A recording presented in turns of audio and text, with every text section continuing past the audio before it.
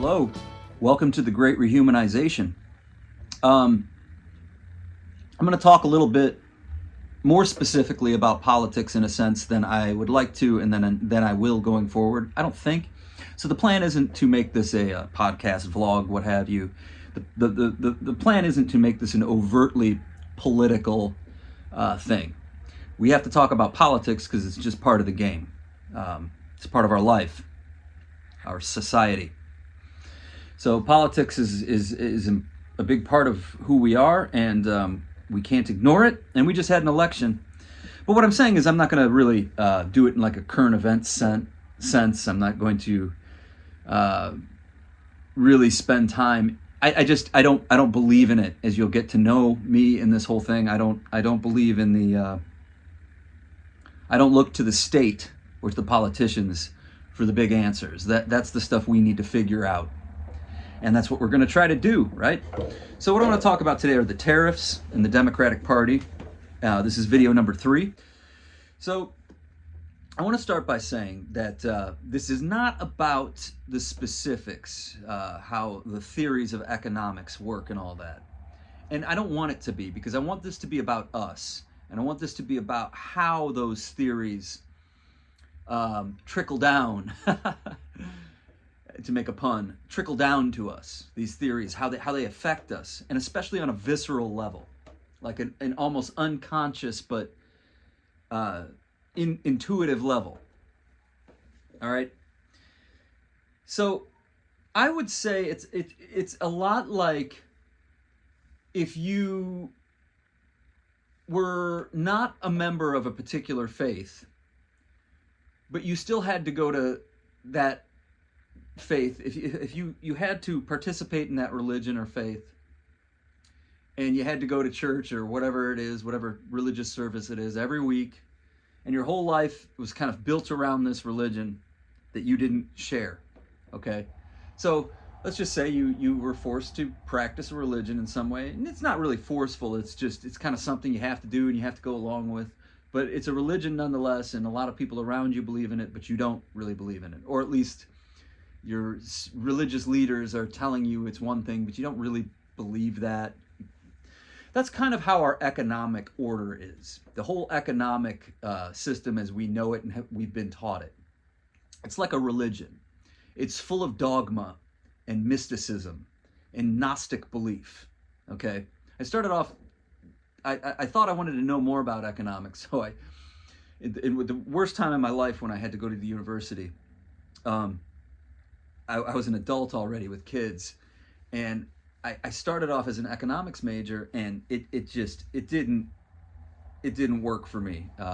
Backed out of that, and there are a lot of reasons for that, but one of them was this sense that it's like, okay, I don't even, like, I'm not feeling it, you know, like, and maybe I'll get into that more someday, but what I'm saying is, the way we experience our economic order is a lot like experiencing a religion that we don't really believe in, but we've been told that it's real our whole lives, and everybody's still preaching it. You know what I mean? So that's one analogy I'm going to start with right here, and now I'll break it down. So I'm going to be talking about tariffs, but the economic details aren't what's important. What's important is how that reality comes to us and how we feel it. And what it's doing in the political space. So let's get to it. Tariffs. So the Democrats are running a political campaign for the presidency up until a few days ago. And it went badly, right? One of the things I think that voters, and especially Trump voters, would ask, and the Democrats had no coherent or intellectually honest answer for it at all. And I still haven't heard it. But the Democrats are campaigning on the tariff thing, right? And saying your prices are going to go up as consumers. And you just look at what the economists are saying. This economist and this economist, you know, they're bashing Trump's plan and saying it's horrible for the people and horrible for the economy and all this and that, right? Now, I don't know if the effects are going to be true or whatever, but what they're saying about tariffs and on the economic level, yeah, all that stuff is true. Okay, so that is how tariffs work. That's how they play off. The prices get passed on to the consumers, et cetera, right? So that's what the Democrats are out there arguing and saying, hey, look, look, look. Well, the problem with that is the Trump voter just has to say, why did you guys keep the Trump tariffs the last 4 years then, after campaigning against them last time and saying the same thing? So the Democrats are out there talking about tariffs like that. And meanwhile, they've kept Trump's tariffs from the last administration, for the most part, as far as I know, as far as anyone knows. So they kept the tariffs in place. And there's no answer for that question at all. No real answer, no real confronting it, no just... So that alone, voters feel that. They feel that dissonance, that cognitive dissonance playing out in real space, like in a real situation. A lie by omission on a really big scale. People feel that whether they don't understand it, if they don't even know the details of what I'm saying. Okay? So let me talk about like why that is and bring that into further light. So back to the religion thing. What the economists are saying, yes, that's all true, but what the Democrats can't say, and it has a lot to do with their donors and who really runs the party. What they can't say is the honest thing. Look, we have been pushing as a society this dogma and this religion, this economic order on the whole world for almost 100 years or whatever now. Let's just say post-World War II. We have been pushing this open liberalism, which means free trade, free markets, free trade, open capitalism. Like free market capitalism, Milton Friedman style. What the Democrats and the Republicans up until a few years ago would not say. And this is the stuff we're really going to build on. I will talk about this a lot more and in more detail going forward. What they won't say and what voters feel is, hey, look, this whole thing, it didn't really play out the way we thought it was going to. It was all a promise. It was all almost like a magic trick. And we really thought it was going to work, but it didn't, because it's a game and it has certain rules.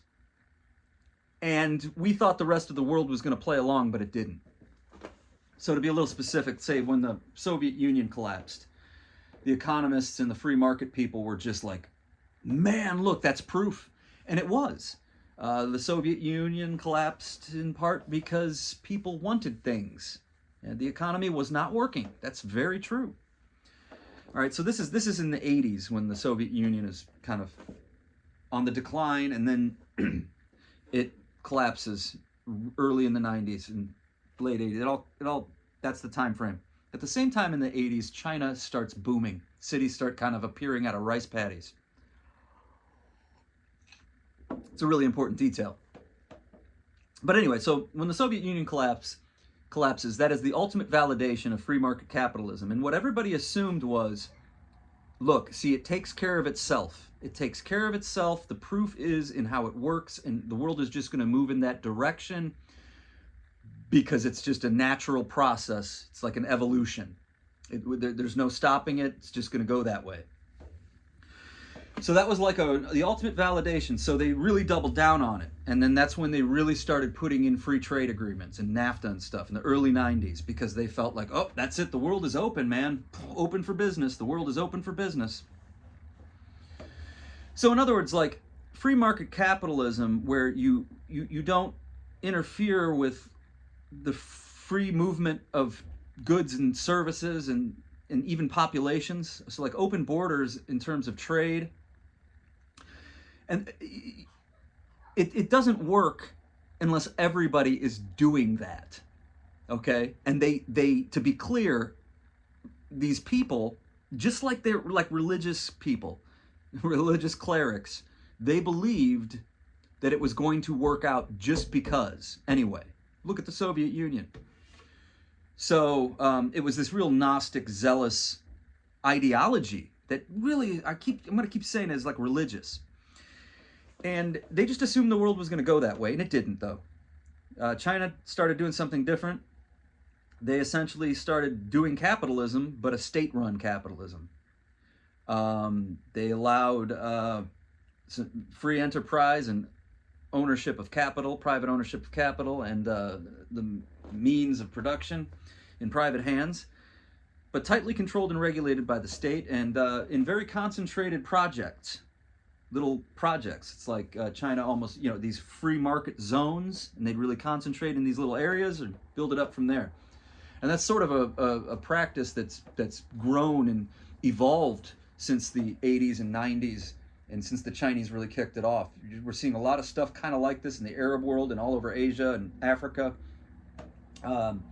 These systems where capital is really the important thing in the free market capital, but an autocrat really overseeing how it goes.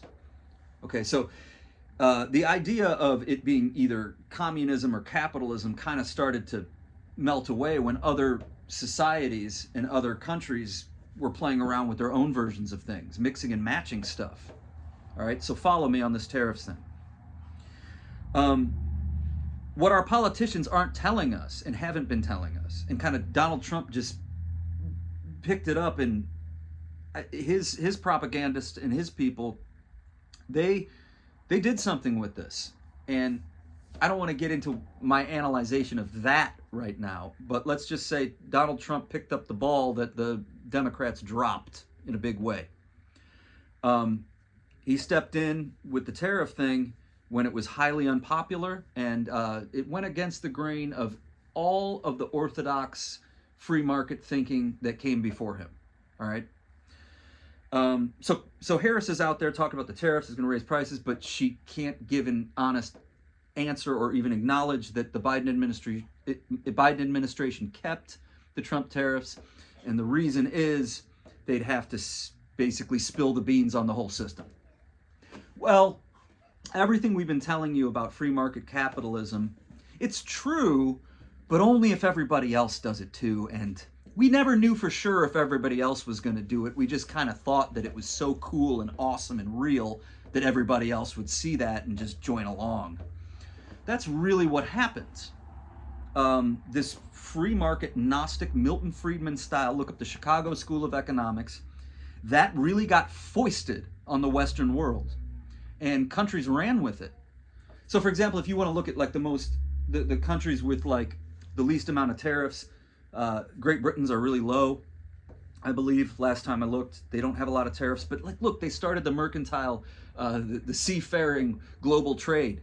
They're the first really global capitalist empire, Great Britain. So, they were obviously going to play. So countries like the United States, Australia, Great Britain, Germany, pretty low tariffs. I think theirs are really, really low too. The United States ours are still pretty low. Canada, still pretty low. We don't really have high tariffs. And the reason is we have a really developed, advanced economy, and we had our own manufacturing base for a very long time. That's completely disappeared, and it disappeared because of the free market open capitalism. So what our politicians aren't telling us is, you know what? We not only thought this was going to work out, but we really bet on it so extremely that we let our corporations move all their production overseas to places like China and down in Mexico and all over the world. In Taiwan, we started really doing that in the 80s, and made in Hong Kong, you started seeing that stuff.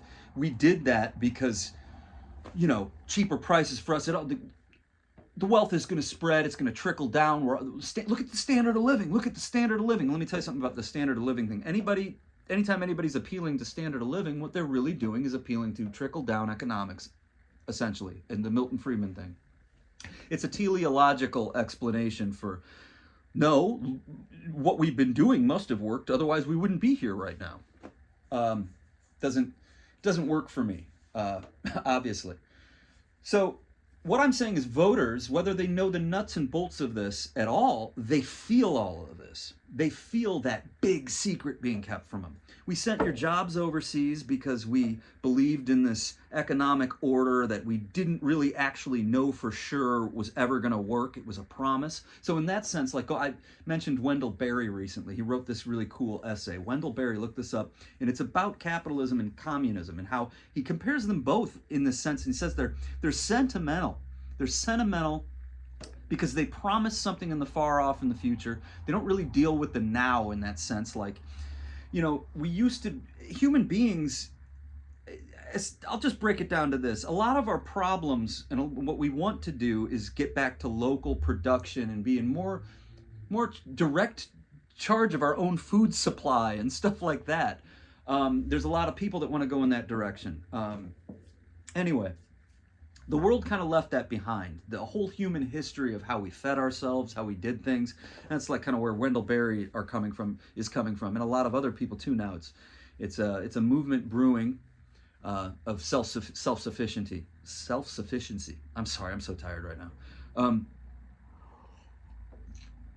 But the point here is that our politicians are beholden to something that is very mythological, very dogmatic, and it's not actually rooted in a reality that they can even speak on and tell the truth about.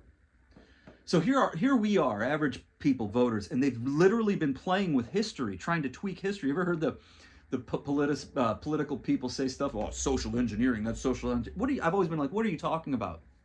What are you talking about? All of politics and all of these grand schemes are social engineering.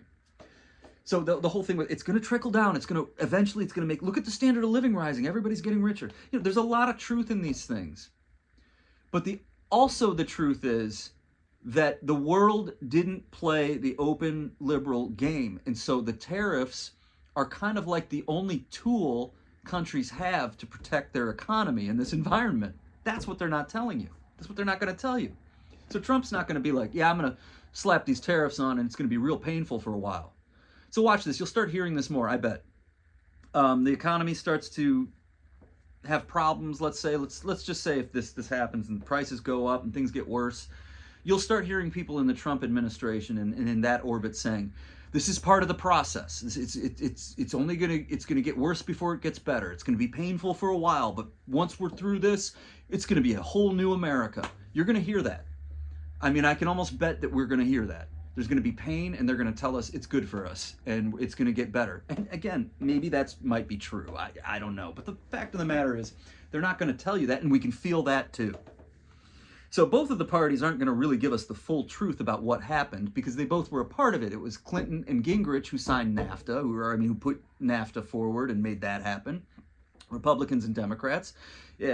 Free trade. All of these things were just deeply held Gnostic, like we know, like a secret knowledge, we know. And think about this. It starts with Adam Smith evoking an invisible hand. Think an invisible hand. Doesn't that sound religious?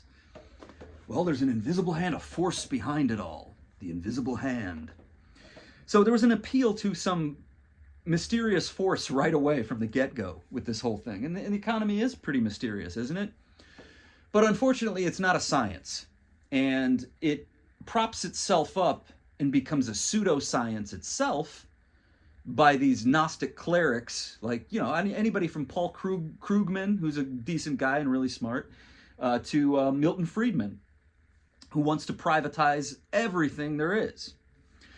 So that brings us to a little digression here. You know, the whole Marxist thing is so silly when people talk about communism and Marxism, and I got to always stop them like, wait, what are you talking about? Are you talking about your cultural Marxism? Because communism's dead. And the trend our entire life, and anybody else who's trying to tell you something different, they're lying to you and manipulating you. But the trend in my lifetime, and I was born in 1980, has been privatization. It's been taking public assets and holdings and privatizing them. Or this real diabolical scheme of letting infrastructure crumble so that it can eventually be essentially auctioned off to the highest for-profit bidder. So everything's become privatized in my lifetime. For-profit prisons, toll road right few miles away from me in Northwest Indiana, leased by a Spanish company. All of these windmills that we see, these wind farms owned by European companies. You talk about farm and agriculture. China owns a ton of farmland and farming operations in the United States. That's all open liberalism. That's what our main political parties have been geared towards. And that's something that Donald Trump broke with Steve Bannon and these people, the populist. So, where I think this is going is really a type of technological feudalism, but we'll save that for another day. The point here is that one of the big mistakes the Democratic Party has made over the years is just it's become this de facto party for Milton Friedman and neoliberalism, and it's done so without engaging the voters at all, and they can feel it. We can feel it. Okay. The illusion was always that the Democrats were the workers' party, and that they, and it was true too. Okay, the Union Party. This is what the Democratic Party once was. So what I'm saying is the Democratic Party has become a parody of itself. And voters can feel that whether or not they understand economics, whether or not tariffs work or not. Like I saw somebody saying it today, like in just a Facebook post or something, and it was about Trump voters. They just need to understand economics. It's like, okay, so let's make this point clear. All of that stuff is true about tariffs. The problem is, start looking around the world, and other countries aren't playing the same way. So here's something else I saw today. A really smart guy I know, a friend. He said, I don't know him well, but this is a nice. I know that he's a really smart guy, and he made a good point.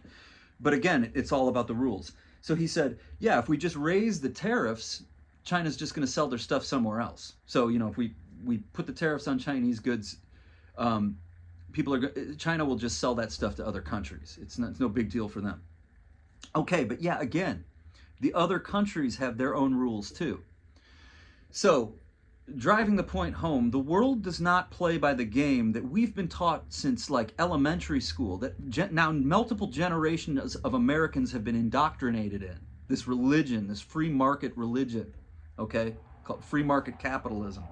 In the most free, open sense. And the world didn't play. And what the world has been doing has been more of what we would call a plural liberalism. Not an open liberalism, a plural, meaning each country has its own rules, but tries to stick to a balance.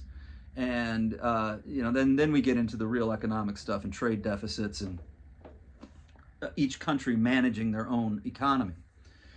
So what I'm saying is when you get back to the nationalism and each country managing its own economy, you're no longer playing at all by the free market capitalist rules that we've all assumed the world was just going to jump right into that direction. Man, it's a lot. So I don't know if that was boring or not, but I can be fired up about this. I could make it a lot simpler and just yell about it. But the truth is, we've been lied to, and we've been made to participate in a religion that we don't believe in, and that we can feel is wrong. And I'm not here to give all the answers right now to it. What I'm here to say is the Democrats have really, really screwed up, really dropped the ball, because now they're the party for Milton Friedman, for the Chicago School of Economics, for privatization and capitalism. This is the neoliberal party now, without really even engaging the voters on it, just kind of sweeping it under the rug. Well, Trump's tax cuts are going to be bad, but we're going to keep them anyway. So the reason is now that American manufacturing is tapered off, and this is the horrible part. They sent all the jobs overseas too, under this promise that it would all work out. Now that there's no manufacturing sector like we once knew it, like that the middle class was built on, and Bill Clinton pushed us into a service economy, the only way to kind of restore balance and compete with other countries is to have this tool to discourage imports and start producing here. So that's why if you want to look at the highest tariff countries, it's usually really like developing countries who really need to protect their economy. They want to grow an industrial sector and stuff like that. So they might allow a lot of investment in certain ways, but then really put high tariffs on imports. So they'll have really low wages, let other countries and companies come in and set up shop and stuff like that, and then they'll put high tariffs on imports coming in. It gets really complicated, but the general rule is you'll see the really high tariffs on developing economies that may someday get really big. But the whole point is we're being lied to at a really deep, really complex level, and we can feel it. And I guess my advice to Democrats is start really rebuilding a new party, one that's really for workers, that will say, hey, look, tariffs are going to raise prices, but unfortunately, one of our own presidents, Bill Clinton, the world just didn't play out the way we thought it was going to. Just be honest with people. But man, maybe I should be more fired up. I'm just too tired. I should have done this at a different time where I'm just like freaking out about it. That would have been more entertaining, because it really is like gut wrenching. It's really awful. It's really, really awful. I mean, I just don't. We're talking about elites who have the utmost gall to believe that they know the history, how history should play out, how society should be organized. And they push all the levers to make it work out that way. And it doesn't. And then we can't even be honest about it. Can't even talk about it and have a real opportunity to fix things. Because that would involve a lot of accountability. It would involve a lot of doing things differently, and it would really interfere with some people and their profits. Man, it's awful. So I'm going to move on to the next thing.